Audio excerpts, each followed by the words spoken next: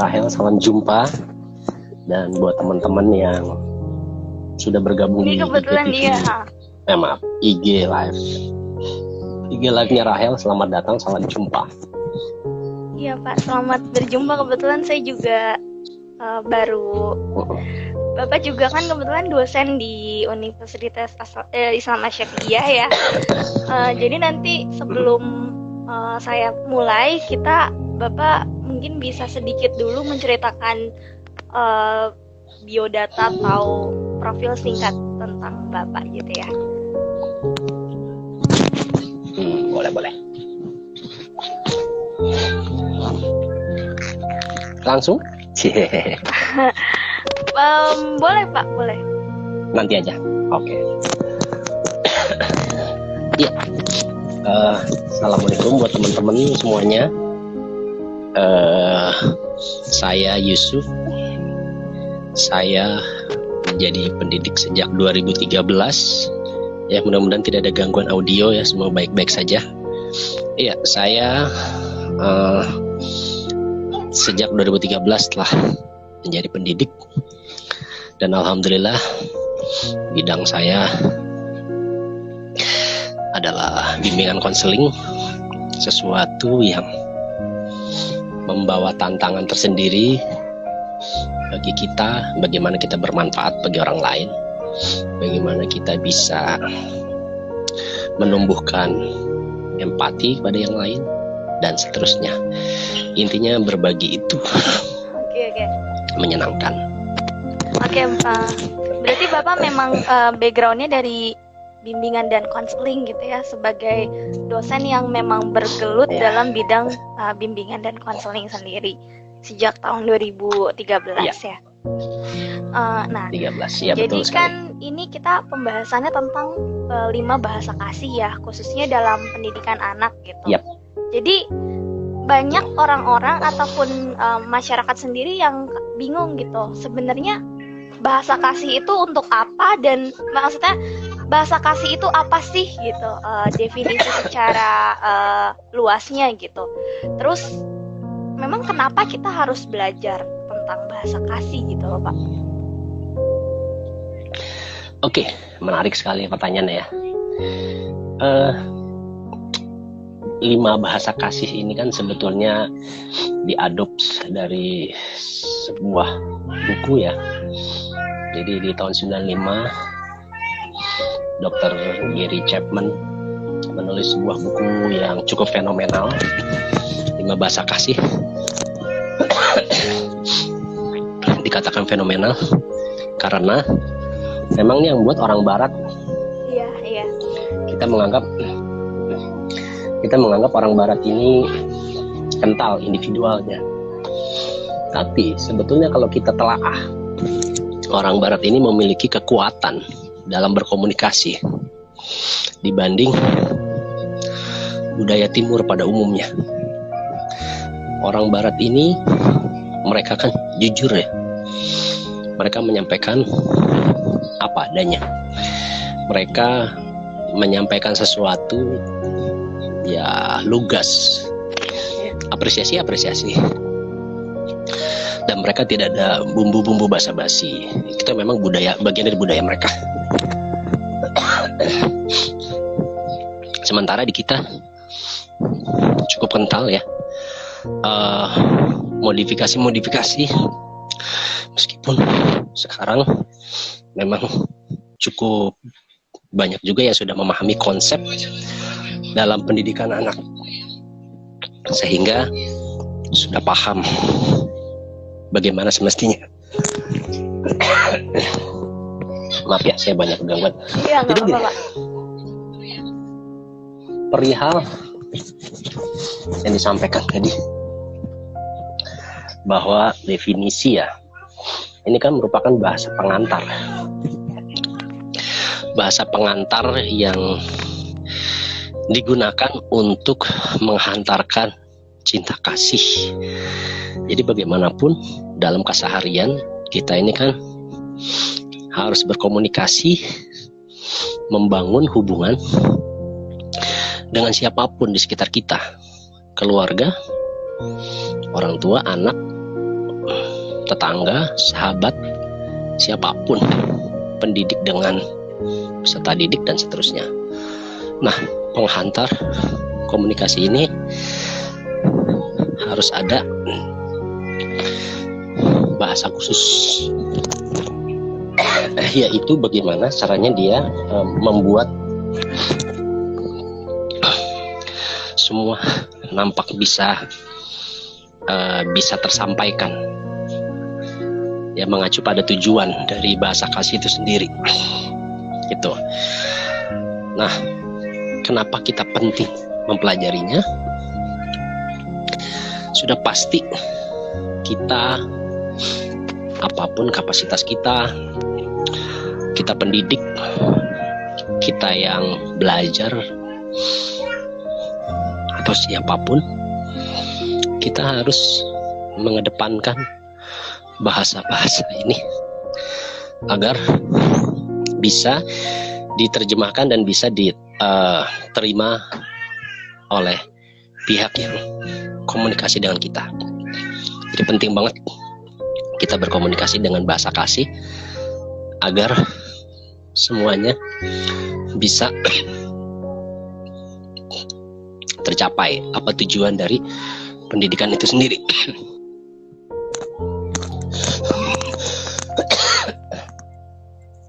Oke, baik. Berarti kurang lebih nggak penting. Oke, gini. Gimana, Rahel? Berarti bahasa kasih itu ibaratnya kita bisa artikan gimana kita menunjukkan atau mengkomunikasikan rasa sayang kita kepada orang lain gitu ya. Dan sebenarnya mempelajari bahasa kasih ini adalah salah satu hal yang sangat-sangat penting, terutama dalam dunia pendidikan anak.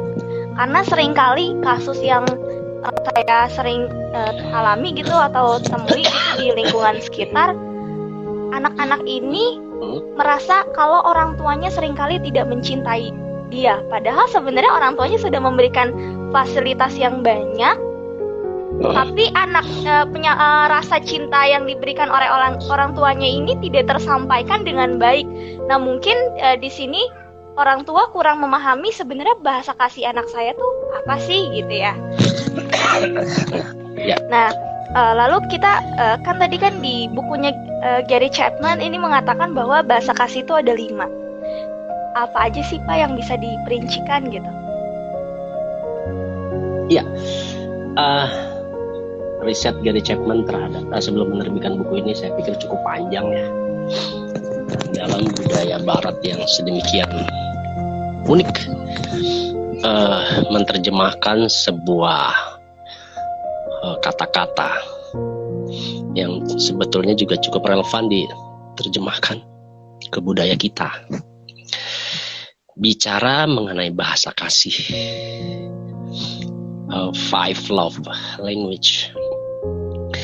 Yang pertama, kita melakukan apa yang disebut dengan pengukuhan, pujian.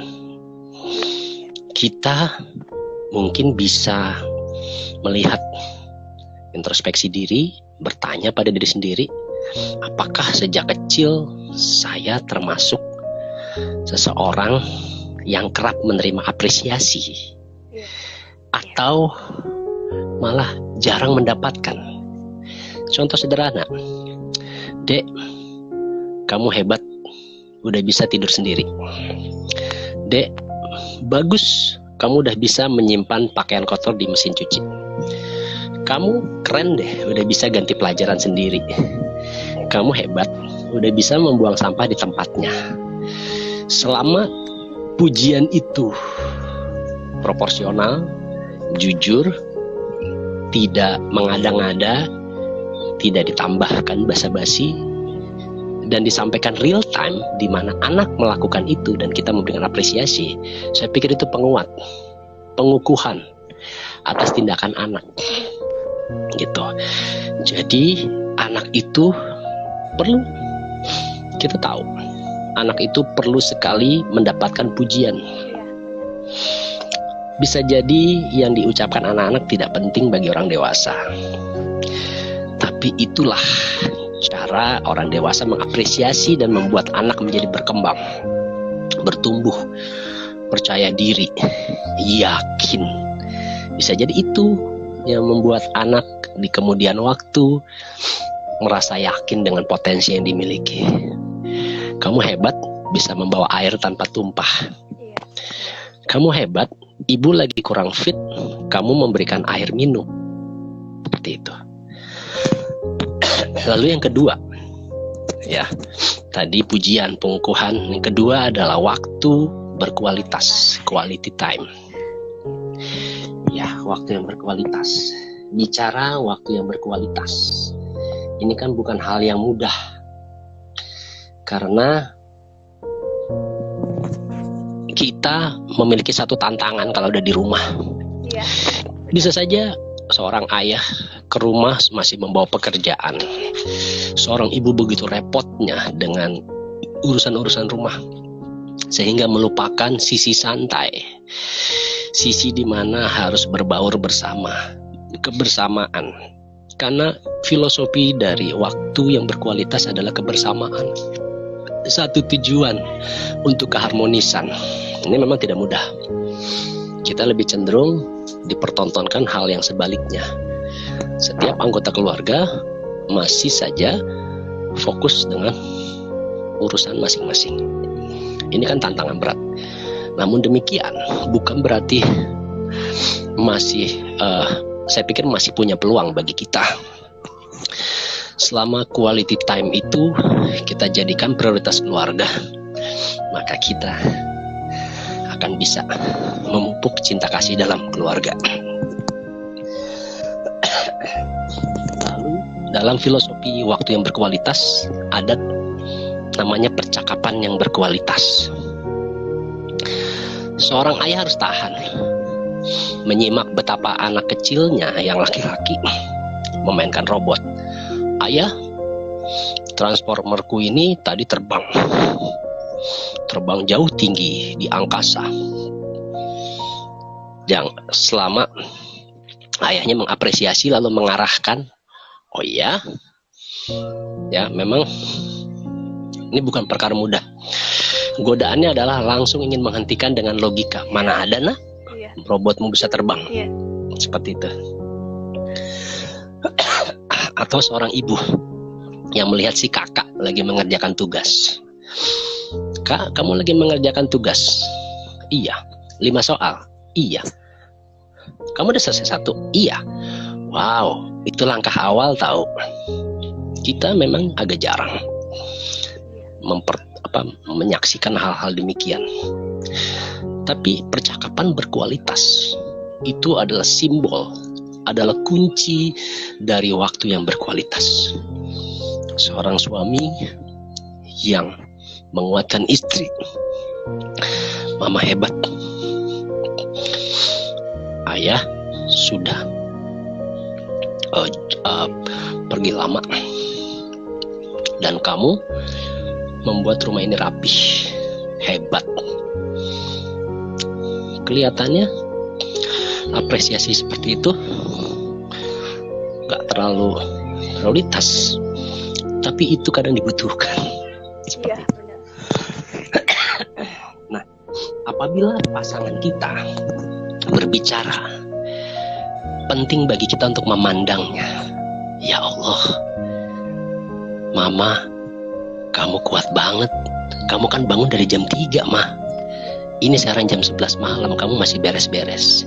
Ya Allah, nak, kamu kan kemarin habis ada kegiatan, nak, tapi kamu langsung ngerjain PR.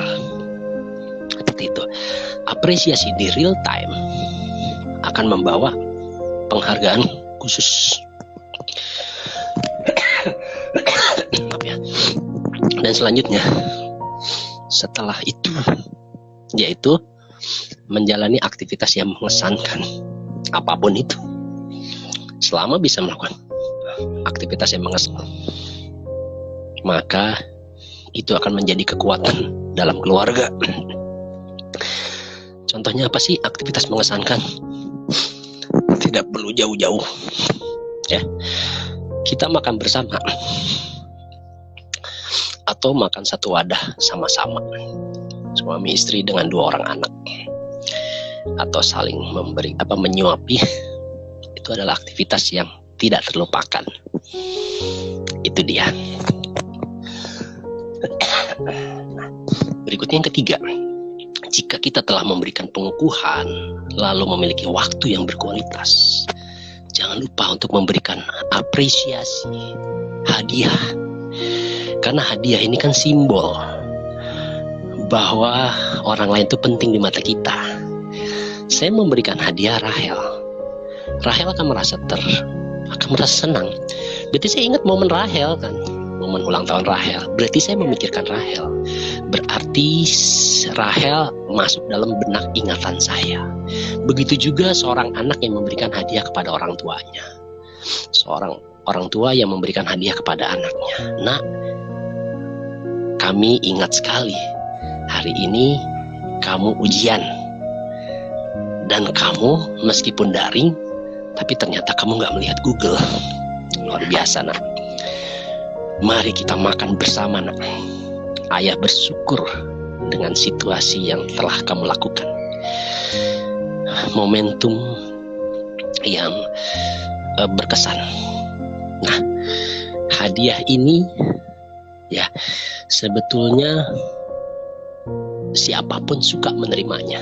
Dan saya percaya bukan persoalan niat, persoalan apa yang diberikan, tapi niatnya, tujuannya. Saya percaya itu. Siapapun dari kita suka menerima hadiah. Apalagi dalam Islam dikatakan jika kita untuk sering memberikan hadiah, karena itu adalah apresiasi kita pada siapapun yang kita temui, kita jumpai. Nah, selanjutnya setelah kita memberikan hadiah, kita harus melakukan tindakan memberikan pelayanan. Dalam dunia bisnis dikatakan pelayanan terbaik adalah kunci kesuksesan. Kenapa kita begitu suka makan di salah satu resto dibanding resto yang lain? Bisa jadi bukan masalah makanan rasanya, tapi lebih kepada pelayanan. Ya ampun, itu kafe kecil, mungil, masuk kategori sempit, tapi orangnya memberikan serve sangat bersahabat, luar biasa. Walaupun saya hanya memesan 1 air mineral, tapi dilayani total. Seorang ibu yang melihat anaknya ujian dan dia dia belajar all out, habis-habisannya. Lalu ibunya memberikan segelas coklat panas. Nak, ini biar mood kamu nambah. Itu pelayanan. Seorang ayah bangun pagi-pagi jam 4, ia siap mau subuh berjamaah. Pas keluar dari toilet dikatakan, ayah, ini baju kokonya, ini pecinya, sejadah. Itu pelayanan. Pelayanan memberikan sensasi kejutan yang menyenangkan. Kita begitu senang dilayani, sambil kita juga menginginkan hal-hal yang berhubungan dengan pelayanan. Meskipun ini bukan hal yang mudah, ini masalah habit, seperti itu. Dan yang terakhir, dari kelima, bahasa. Jangan lupa untuk tidak mengesampingkan sentuhan fisik. Sentuhan fisik ini dahsyat. Seorang anak nangis jatuh tapi dipeluk sama ibunya, kemungkinan akan cepat mereda nangisnya. Seorang ayah yang menyaksikan anaknya bertanding basket lalu kalah dan ditepuk-tepukan pundaknya. Nak, kamu hebat, mainnya bagus. Ia akan merasa terhibur. Seorang ibu yang melihat anaknya belajar masak. Ibu, aku kayaknya terlalu panas minyaknya, jadi aku gosong sedikit. Hei nak, gak apa-apa nak. Kebetulan ibu senang banget itu. yang gosong-gosong sambil dielus-elus kepalanya. Penguatan, saudaraku. Jadi sentuhan fisik membawa kekuatan yang luar biasa. Itu Rahel. Berarti bahasa kasih itu ada 5 ya tadi. Ada kata-kata pendukung atau pujian, lalu ada quality time, Ya. pelayanan, hadiah, dan terakhir adalah sentuhan. Masing-masing orang ini kan Sentuhan. masing-masing anak atau masing-masing orang itu kan pasti kayak saya nih, saya punya 5-5-nya sebenarnya kita suka diperlakukan gitu. Cuman kadang ada satu hal yang saya punya dari kelima ini yang lebih dominan dalam diri saya itu satu, misalnya waktu yang berkualitas gitu. Nah, kalau sebagai orang tua atau sebagai pendidik sendiri, ini gimana mereka tuh bisa melihat bahasa kasih yang paling utama dari anak-anak mereka itu dilihatnya dari hal-hal seperti apa tuh, Pak? Oke. Saya lebih tertarik dikatakan setiap individu memiliki kebutuhan yang berbeda. Iya.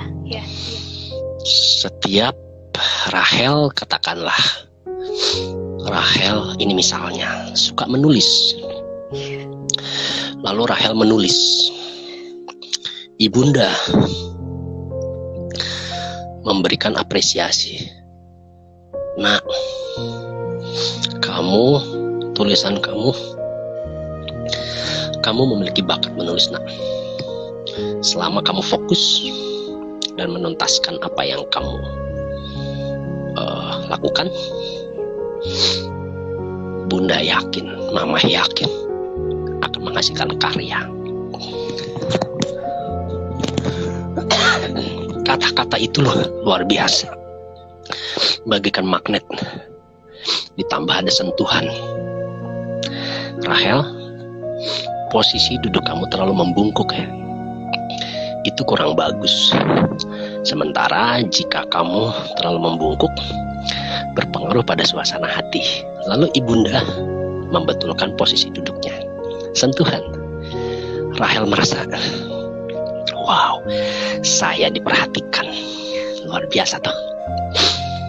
Jadi kekuatan cinta dan kasih yang diberikan seorang orang tua kepada sang anak itu adalah modal dasar bagi anak untuk berkembang dan menjadikan dirinya menjadi orang yang lebih berkembang di waktu mendatang. Karena sebetulnya anak itu nggak paham apakah yang saya lakukan benar, apakah pilihan hidup saya betul, apakah yang saya lakukan sesuai. Butuh penguatan dari orang tua. Jadi kata-kata penguatan itu mutlak diberikan. Verbal sudah pasti, anak-anak itu penting sekali mendapatkan penguatan verbal. Namun non-verbal, bahasa tubuh, isyarat menjadikan anak menjadi jauh berkembang. Begitu Rahel. Berarti sebetulnya pembahasan tentang bahasa kasih itu banyak banget yang kita sebagai orang tua ataupun pendidik yang buka mata gitu. Terkadang memang ya mereka hanya menyayangi seversinya mereka, tapi belum tentu rasa sayangnya mereka itu tersampaikan dengan baik kepada anak-anak mereka gitu. Bisa jadi mungkin anak-anak mereka merasa tidak difahami, tidak dimengerti, dan lain-lain sebagainya, yang seringkali konflik terjadi gitu. Mama kenapa sih nggak mau ngerti saya, padahal sebenarnya orang tuanya sendiri merasa saya sudah memberikan fasilitas terbaik, padahal sebenarnya yang mereka lakukan itu belum tentu sesuai dengan apa yang mereka butuhkan sebagai seorang anak gitu. Nah, kemudian di dunia pendidikan sendiri banyak kekhawatiran. Apakah rasa cinta yang akan saya berikan ini akan memanjakan? Makanya banyak orang tua ataupun pendidik yang lebih bersikap abai karena biar anaknya tuh terkesan mandiri gitu. Kalau Bapak sendiri, perbedaan antara mencintai anak dengan memanjakan itu sebatas mana sih gitu? Ya, baik. Agama mengatakan lakukan semua sesuai porsinya, jangan berlebihan. Termasuk pujian, apresiasi, bahkan marah. Iya. Satu hal tantangan kita, orang tua dan pendidik, ketika seorang anak mengalami sesuatu, di menit pertama, berikan respon di menit pertama juga. Jika kita mengakumulasi dan memberikan penilaian di menit ketiga, anak sudah tidak memiliki makna lagi. Ayah nggak suka, tadi kamu berantakin. Yang mana ya? Nah, ada jeda. Tapi begitu, nak, tuh lihat, kamu sudah mengotori lantai. Tapi ayah percaya kamu anak yang bertanggung jawab. Apa perlu ayah bantu? Seperti itu. Seperti ini tuh capek. Tapi percayalah, perkembangan anak itu tidak akan pernah kembali. Dia akan berlangsung sekali. Iya, benar. Sekali kita salah mendidik anak, nggak akan bisa diperbaiki di masa mendatang. Kenapa banyak remaja kurang akrab dengan orang tua? Iya. Karena tidak ada sentuhan kasih sayang sejak kecil. Menganggap urusan anak bukan prioritas. Kita sama-sama tahu, setiap mau bepergian sebuah keluarga itu pasti banyak drama. Ya kurang inilah, ada yang ketinggalan lah, macam-macam. Tapi sesungguhnya cukup banyak orang tua yang mendahulukan kepentingan anak. Misalnya mau jalan-jalan, keluarga saya mau jalan-jalan ke Bandung. Dia tahu anak saya hobi berenang. Saya tidak menawarkan, nah kamu mau berenang nggak, nanti di tempat yang akan kita menginap ada tempat berenang. Enggak, karena kita tahu kebiasaan anak itu spontan. Ayah, aku pengen berenang. Maka kita memasukkan pakaian berenang di dalam koper kita. Begitu juga dengan seorang ibu. Ia memasukkan biskuit di tasnya. Karena ia tahu si kecilnya suka menanyakan, biskuit aku mana? Seperti itu. Dikala orang tua sudah memberikan prioritas urusan-urusan anak, anak akan merasa terhargai.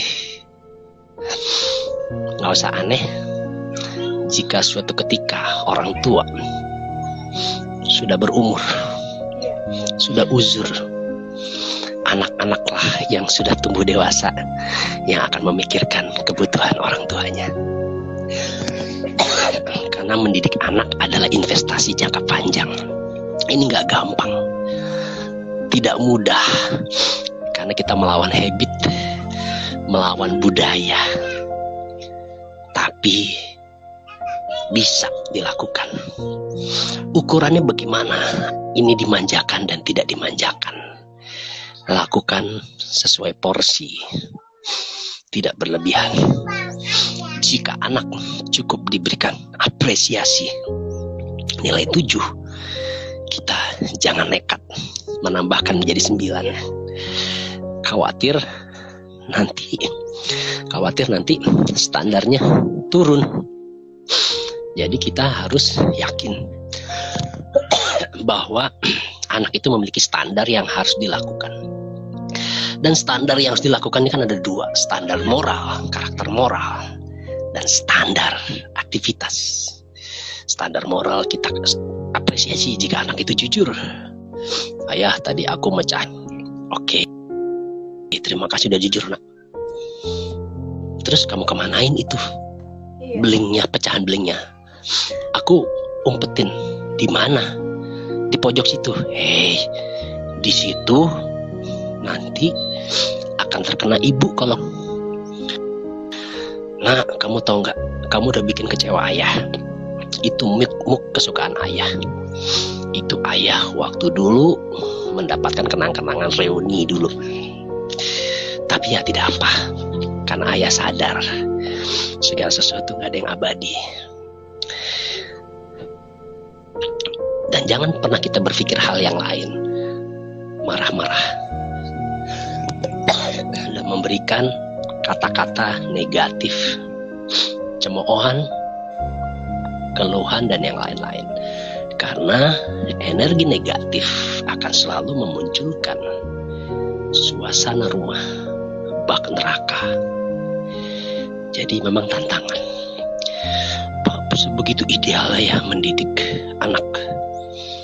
Saya tidak katakan ideal, tapi kita punya panduan. Bagi kita yang muslim, kita punya Rasulullah. Beliau memberikan contoh bagaimana mendidik anak. Itu saja.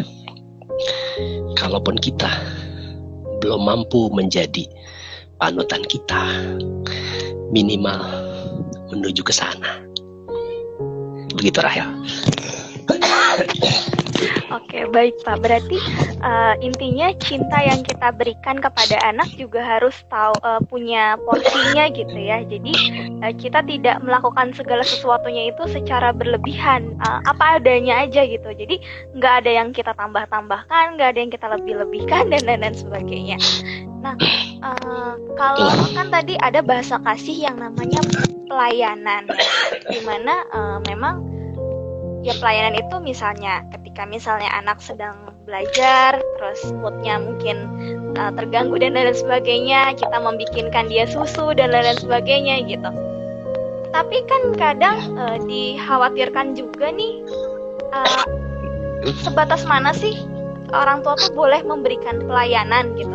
Karena kan anak yang terlalu dilayani juga efeknya juga nggak baik juga buat ke depan gitu Pak.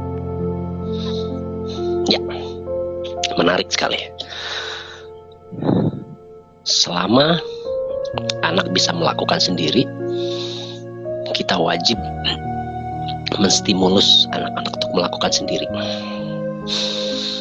Di pembelajaran daring, ujian terbesar adalah mengerjakan tugas. Apakah kita percaya dengan kemampuan anak, mengabaikan apa yang dihasilkan oleh anak, atau kita sebagai orang tua turut serta membantu anak dengan target nilai, woi nak kamu 10, kamu dapat bintang 4. Sekilas senang mendapatkan nilai-nilai besar, tapi sesungguhnya anak itu akan merekam proses. Hanya jangan sampai kita dicap anak sebagai orang tua yang pelit pujian, pelit layanan. Juga jangan sampai kita dicap sebagai orang tua yang begitu royal layanan. Saya kira tidak perlu. Kitalah paling tahu kondisi anak. Dia maunya apa. Suatu ketika saya menyaksikan seorang anak. Dia pagi-pagi sudah muncul, jam 8 sudah muncul tugas daring. Orang tua mengatakan, "Ayo nak, tugasnya sudah hadir." Anak itu memilih main.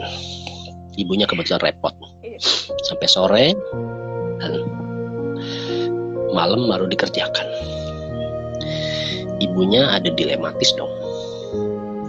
Dilematis. Jadi ibunya dikatakan, dilema orang tua adalah saya yang mengerjakan atau anak tetap mengerjakan. Alhamdulillah ibu tersebut memilih biarlah anak yang tetap mengerjakan. Sampai jam 11 malam akhirnya baru selesai. Dikirim. Lalu disampaikanlah di grup pembelajaran oleh gurunya. Ini kamu ngasih tugas paling terakhir.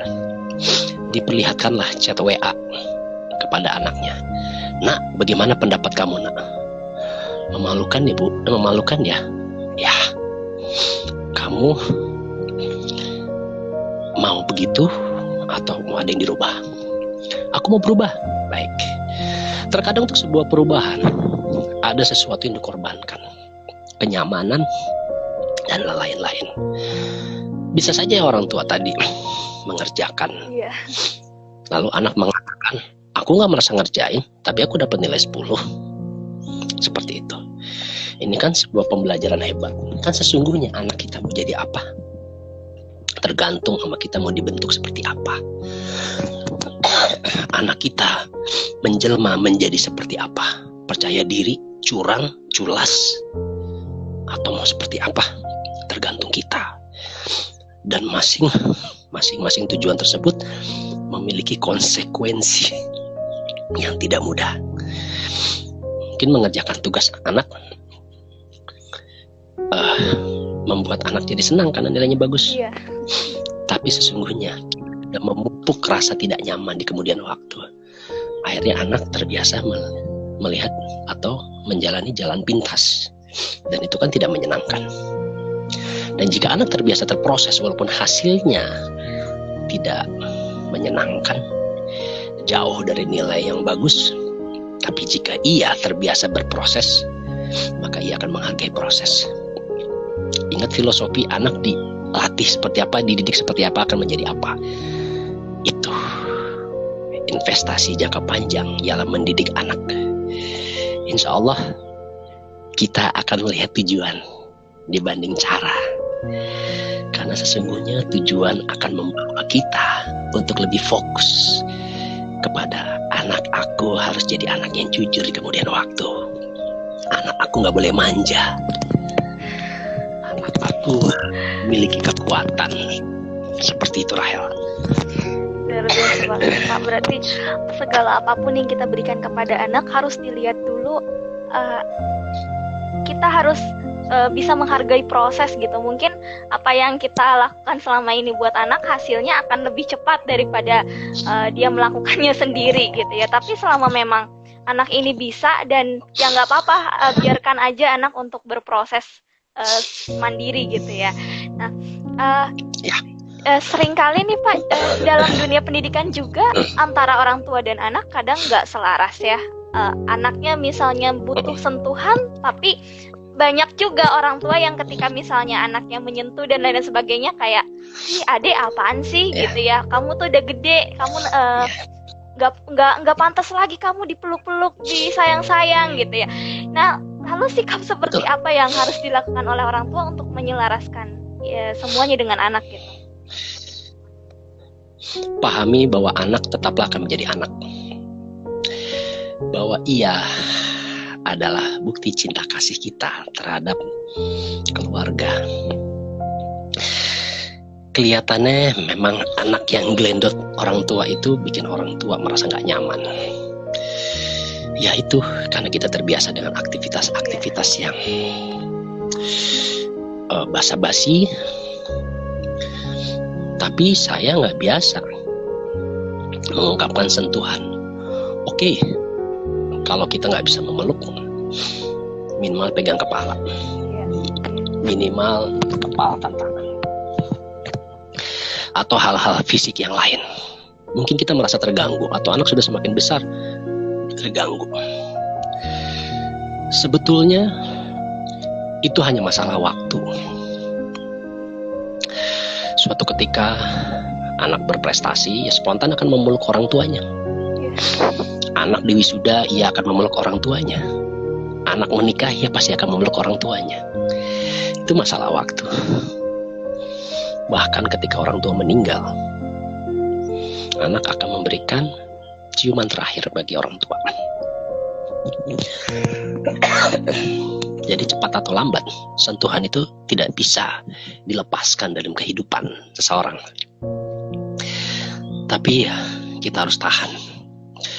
Penting sekali bagi orang tua untuk memiliki jiwa mendidik agar ia bisa memahami bahwa anak tetaplah anak, butuh dimanja, butuh diperhatikan. Sebesar Rahel ini masih manja sama orang tua pasti. Iya. Saya lagi kurang fit sekarang ini. Kalian tahu? Saya tuh semalaman mengigo. Kata-kata apa yang keluar? Mama. Ya. Jadi mama saya sudah meninggal dari tahun 95. Jadi pada saat saya sakit, saya menyebut nama mama. Sampai keluarga saya mengatakan, lagi kangen mama ya? Enggak sih, karena saya ingat banget tuh lagi sakit. Kalau saya lagi batuk-batuk kayak gini, mama lah yang ngelus-ngelus punggung saya, ngelus-ngelus dada saya, dan diberikan minyak kayu putih, balsem atau apapun. Walaupun saya nggak suka. Saya marahin mama saya, aku kan nggak suka balsem. Mama senyum, tapi mama pengen kamu sembuh. Sentuhan itu saya kangen sampai sekarang. Itu. Jadi sentuhan orang tua itu abadi. Jikalau ada orang tua yang tidak memiliki kekuatan sentuhan terhadap anak, maka ia sesungguhnya ada kehilangan sentuhan kasih dan sayang di keluarga. Itulah. Sentuhlah orang tuamu jika memang ia masih ada di dekatmu. Peluklah orang tuamu jika ia masih dekat dengan orang tua, dengan kalian. Katakan, mama, aku sayang sama mama. Ayah, betapa aku sangat mencintaimu, ayah. Ayah sehat selalu. Adek, maafin kakak. Mungkin ini hal-hal yang drama. Selama tidak didramatisir nggak masalah. Berikan kesempatan air mata untuk keluar dari kelopak mata kita. Dan hargai proses itu. Dan biarkan semuanya menjadi kekuatan dahsyat dalam keluarga. Sampai orang tua mengatakan, nah, kita tidak memiliki apa-apa, nak, tapi ayah memiliki kalian. Semangat ayah kuat karena kalian. Ibu tidak memiliki apa-apa, tapi semangat kamu belajar membuat ibu memiliki permata yang sangat berharga. Ini bukan gombalan. Kenapa kita lagi kecil selalu mengatakan anak pinter, Iya. anak mama. Kenapa kita hanya berani berbicara itu pada bayi kecil yang tidak bisa merespon? Ayolah, lakukan itu pada remaja. Remaja dan orang tua harus dekat. Jangan biarkan ada rahasia-rahasia di remaja. Betapapun itu gawatnya urusan yang dilakukan oleh anak, kita harus tegar. Karena cepat atau lambat permasalahan itu akan terungkap. Baik menyelesaikan masalah maupun melakukan tindakan preventif pencegahan agar masalah tidak menjadi lebih besar lagi. Sentuhlah anak-anak kalian di saat membutuhkan, karena anak kita membutuhkan kita. Begitu, Rahel. Luar biasa banget ya, Pak. Banyak hal-hal yang sebenarnya kita sering abai tapi ternyata berarti banget buat orang-orang di sekitar kita ya. Nggak cuma anak tapi mungkin orang tua, pasangan, keluarga. Mungkin kita menganggapnya ini sesuatu yang lebay gitu ya, tapi bisa jadi orang-orang sekitar kita memang membutuhkan sentuhan kasih ataupun apresiasi, pujian dari kita gitu. Nah, Pak, ini ada yang bertanya nih, Pak. Jadi pertanyaannya, bagaimana mengatasi anak yang selalu minta digendong kalau bepergian padahal umurnya sudah 5 tahun?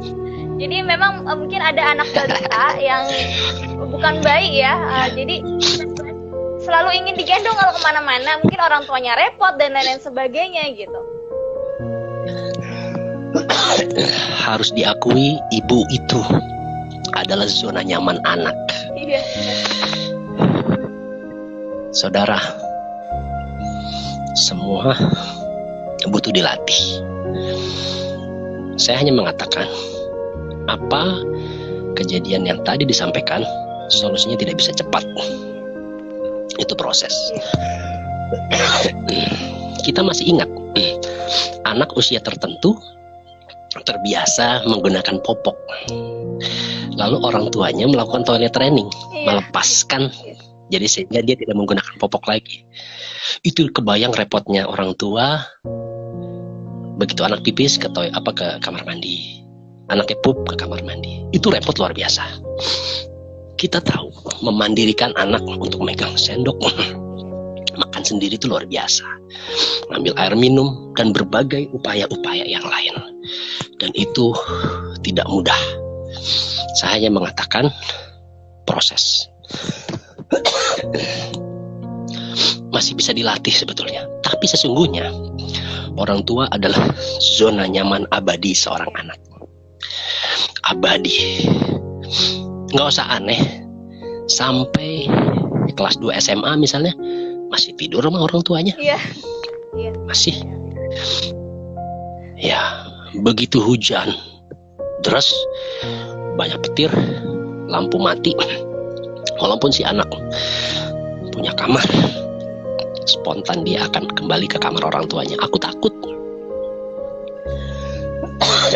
Latihan kemandirian adalah dilakukan dengan program sendiri. Orang tua yang paling paham harus melakukan apa. Saat kapan anak tidak mau digendong, saat kapan anak mau digendong. Kemungkinan kenapa pergi mau digendong, karena dia nggak mau. Aku keluar, banyak ancaman di luar, aku memastikan aku aman dari ibu. Seperti itu. Memang tidak mudah, tapi bisa dimulai dari, nak, temenin ibu ke warung, kamu ibu pegang, jangan lepas pegangannya dulu. Saya yakin lama-lama anak itu nggak mau dipegang terus. Poin pertama. Yang kedua, jika anak punya teman di lingkungan rumah, maksimalkan situasi itu.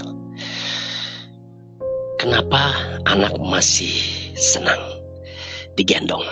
Bisa jadi kebutuhannya tidak terpenuhi selama ini. Dipaksa mandiri tanpa program. Ini kan tidak mudah.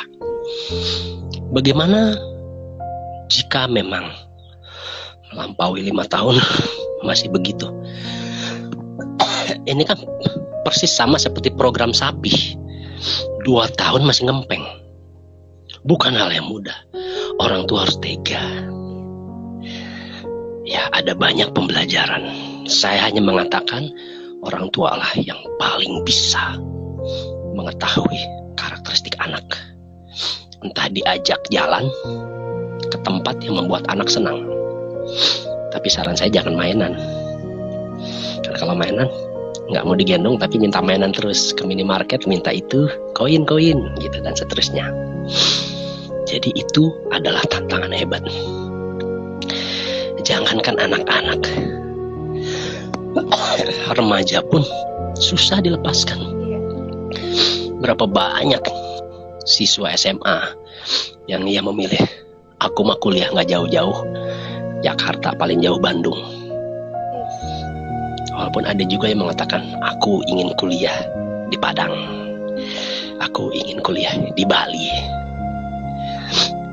Tinggal kekuatan apa sugesti yang ditanamkan orang tua terhadap anak. Dan ini merepotkan. Buang waktu 1-2 bulan untuk melatih anak untuk kelangsungan kehidupan bertahun-tahun setelah itu. Kenapa tidak? Harus ada kerjasama antara suami istri. Ikhlaskan. Ayah, aku ingin melatih supaya si adik ini nggak digendong terus. Jadi maaf ya, nanti mungkin aku kurang melayani kamu, nggak buatin air, nggak nyiapin pakaian dan seterusnya. Sampaikan itu di awal, dan insya Allah semua baik-baik saja selama kita yakin. Jika kita mencoba, belum tentu berhasil. Tapi jika kita tidak mencoba, sudah pasti gagal.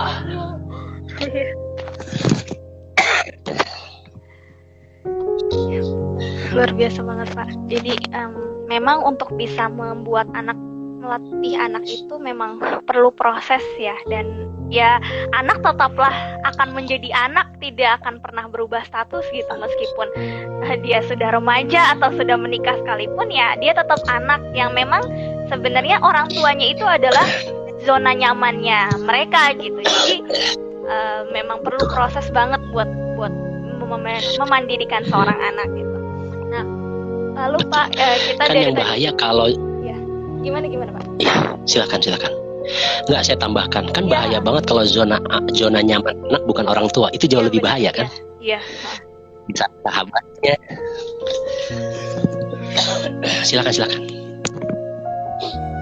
Jadi kita dari tadi kan udah ngomongin masalah cinta gitu ya, bahasa cinta. Sebenarnya 5 bahasa kasih itu kan bukan cuma buat anak-anak ya, tapi juga bisa dibutuhkan oleh orang tua, lalu pasangan, keluarga, dan lain-lain sebagainya. Nah, kita kembali ke anak gitu. Kadang kan banyak orang tua yang merasa kebingungan. Saya tuh mendidik anak saya tuh harus seperti apa? Mungkin ada orang tua yang mendidik anak tuh dengan cara yang keras, dalam arti supaya anaknya bisa lebih nurut, patuh. Nah, sebenarnya mungkin mengasumsikannya tindakan tegas gitu ya. Sebenarnya tindakan tegas yang dimaksud itu seperti apa sih Pak? Yang kadang kita tindakan tegas tapi malah melukai perasaan anak gitu, itu kan juga salah gitu ya. Tegas yang dimaksud itu seperti apa sih Pak, yang tidak melukai dan lain sebagainya gitu? Tunjukkan ketidaksukaan kita pada saat anak berbuat salah. Seperti anak, dia memegang gunting, lalu dia menggunting-gunting hordeng. Iya. Banyak pilihan ya. Kita bisa marahi anak, kenyataan hordeng tidak kembali sedia kala. Kita diamin, tidak mendidik. Memang ada pilihan yang lain. Yang lagi-lagi pilihan itu tidak nyaman, tidak populer. Kita berikan penjelasan. Tahu nggak sih, kita itu seusia kita saat ini juga sering berbuat kesalahan. Iya, benar. Seorang pekerja membuat kesalahan di kantornya. Mahasiswa membuat kesalahan di kampus. Siswa membuat kesalahan di sekolah. Tahu nggak harapan dari semua para pembuat kesalahan? Iya. Ya, dikasih tahu, diarahkan, ya nggak sih? Iya, benar. Saat kita bersalah, langsung kita dihabisi, divonis, sesuatu yang tidak produktif akan terjadi. Jadi manusia itu memang tempatnya berbuat salah. Salah itu kan karena ia tidak paham atau karena ia lalai. Katakan kalau ia lalai, bisa jadi ia membuat kesalahan yang sama. Kok kamu salah mulu sih? Iya. Banyak orang, kenapa sih sudah besar, katanya sudah punya SIM, katanya sudah mahir berkendara, kok masih kecelakaan? Kita pasti nggak bisa punya jawaban. Kamu kan udah dewasa, kok masih terlambat? Kita pasti nggak punya jawaban, kecuali satu, alasan. Tapi semua pembuat kesalahan berharap dimengerti, dipahami, dan diarahkan. Begitu. Manusia dewasa sekalipun pasti berbuat kesalahan kok. Bukan berarti kita mentoleransi kesalahan, tidak. Tapi sesuai porsi. Kita jangan membuat standar tinggi. Wah, anak tidak boleh salah.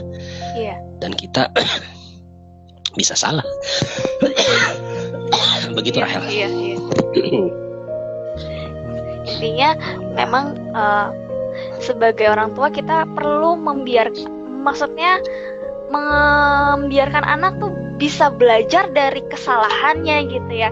Kadang kan orang tua itu pengen anak sebisa mungkin tidak berbuat salah gitu. Padahal sebenarnya memang wajar kalau misalnya anak-anak berbuat kekeliruan karena mungkin mereka tidak tahu kalau apa yang diperbuat itu salah gitu, sehingga sangat-sangat tidak bijak sekali kalau orang tua langsung menjatuhkan hukuman dan lain-lain sebagainya gitu.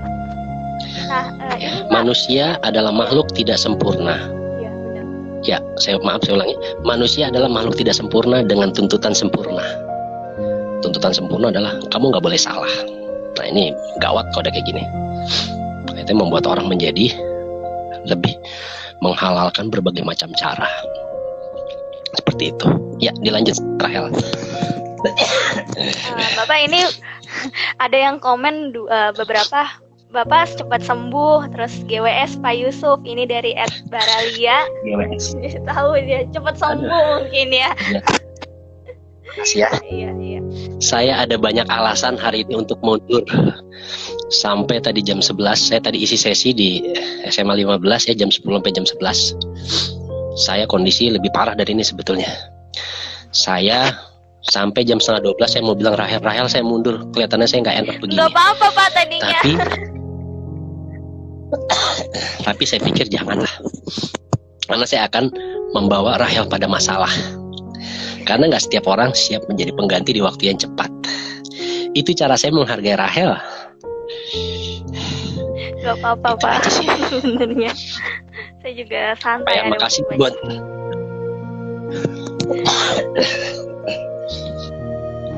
semangat. Iya. Oke, tapi sebenarnya saya nggak apa-apa sih Pak kalau misal Bapak mau ganti waktu gitu, karena saya juga kan kalau libur memang, apalagi sekarang kuliah juga udah banyak yang UAS kan gitu, jadi masih punya waktu luang yang banyak Ya, banget. benar-benar. Ini mungkin terakhir ya, karena kita juga udah waktu Alhamdulillah. habis. Iya, alhamdulillah, karena ini juga ada kegiatan lain habis ini, ada webinar juga. Jadi ada beberapa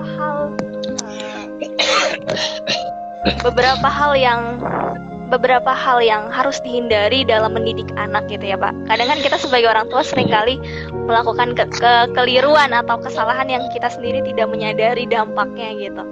Hal-hal kecil apa saja sih Pak yang memang sebaiknya tidak bisa dilakukan atau harus dihindari gitu? Satu, jangan menuntut anak. Kedua, kenali anak bahwa setiap anak memiliki potensi masing-masing. Ketiga, jangan membandingkan anak satu dengan yang lain. Seusia kita dibandingkan pasti sakit sekali. Saya pernah ketemu beberapa remaja. Dia enggan sekolah hanya gara-gara ia dibandingkan. Saya ketemu seorang remaja kelas 2 aliyah. Kenapa ia masuk aliyah? Kenapa nggak masuk SMA?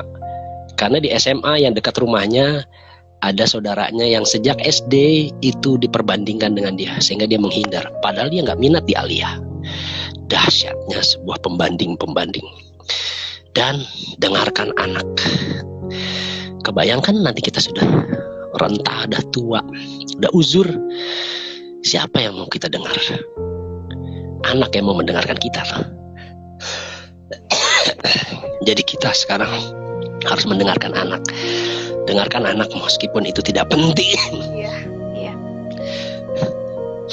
Saya pikir itu terakhir.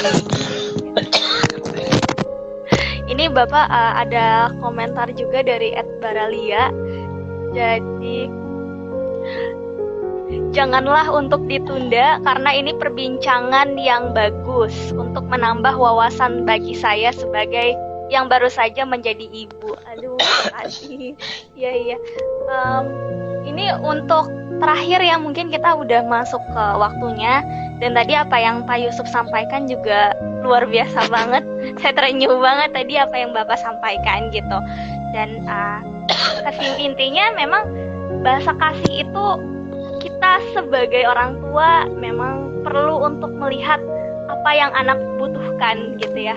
Anak saya tuh butuhnya itu seperti apa sih gitu ya, bukan apa yang anak inginkan, tapi memang lihat kebutuhan anaknya itu apa gitu ya Pak. Kadang kita memenuhi apa yang anak inginkan tapi tidak memenuhi apa yang anak butuhkan gitu. Padahal sebenarnya keinginan dan kebutuhan itu dua hal yang berbeda gitu ya. Betul. Iya benar Pak. Ini pesan-pesan yang luar biasa. Ini Bapak mau tambah pesan atau gimana? Karena kita udah closing ya. Iya. Baik, terakhir, anak itu perlahan akan tumbuh dewasa dan ia tumbuh bersama praduga.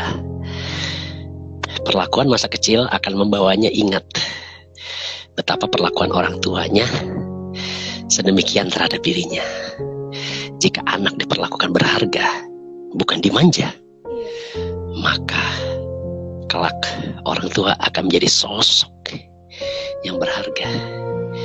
Kan di lingkungan kita udah jelas, kamu baik maka aku akan jauh lebih baik, kamu jahat aku akan jauh lebih jahat. Ya. Jadi kalau orang tua baik sama anak, maka anaknya aku akan baik padamu ibu, aku akan baik padamu ayah. Seperti itu. Tetap semangat. Semangat sekali, luar biasa Bapak. Jadi orang tua itu ibarat apa yang mereka lakukan untuk anak pasti akan kembali lagi kepada orang tuanya gitu ya Pak. Bapak sebelumnya terima kasih Bapak, mohon maaf banget. Sebetulnya nggak apa-apa kalau memang Bapak tadinya mau ganti hari dan lain sebagainya gitu. Terima kasih buat Bapak, luar biasa penyampaiannya. Saya sangat-sangat mengapresiasi buat Bapak selaku pendidik yang menurut saya sangat-sangat inspiratif. Karena saya waktu itu udah pernah ikut webinarnya Bapak waktu di kampus kan. Itu bagus banget Pak, bagus banget. Alhamdulillah.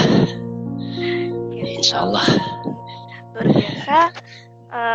Teman-teman juga terima kasih atas kesempatannya. Mohon maaf saya nggak bisa sapa satu persatu karena keterbatasan waktu juga. Jadi terima kasih buat Bapak, buat semuanya. Saya akhiri. Mohon maaf bila ada kesalahan dan kekurangan dari kami. Saya tutup. Wassalamualaikum warahmatullahi wabarakatuh. Waalaikumsalam warahmatullahi wabarakatuh. Terima kasih Bapak. Cepat sehat ya Pak. Salam buat keluarga semua. Izin ya. Mudah-mudahan cepat sembuh. Iya Pak. Iya Kak.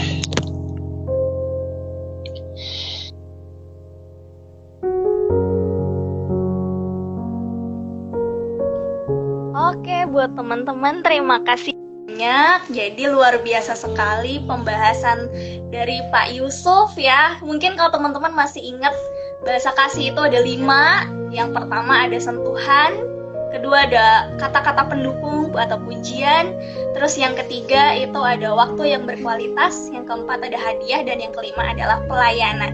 Dari 5 ini teman-teman yang paling teman-teman butuhkan tuh apa gitu?